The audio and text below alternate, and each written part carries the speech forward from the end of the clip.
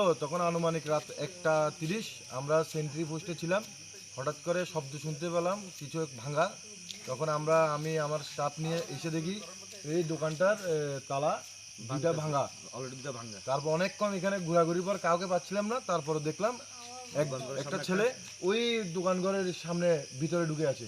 তারপর ওকে জিজ্ঞাসা করলাম, পুলিশ কল দিলাম, ওকে পুলিশে হ্যান্ড ওভার করে দিলাম। আপনারা কোন ডিউটিতে আছেন? আমরা নাইট ডিউটিতে আছি, Shantibazar Shantibazar fire service. Fire সার্ভিসে আছেন? হ্যাঁ।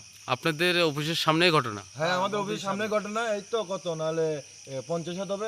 এখানে তালা ভাঙছে, আমরা ওইখান থেকে শব্দ পেলাম, তারপর এসে দেখি এই ঘটনা। এখন লোকটা কোথায় গেছে? এখন এই লোকটা পুলিশ থানাকে ফোন দেওয়ার পর পুলিশ এসে লোকটাকে নিয়ে গেল। তো তখন আনুমানিক রাত 1:30 আমরা সেন্ট্রি পোস্টে ছিলাম। হঠাৎ করে শব্দ শুনতে পেলাম কিছু ভাঙা। তখন আমি আমার স্টাফ নিয়ে এসে দেখি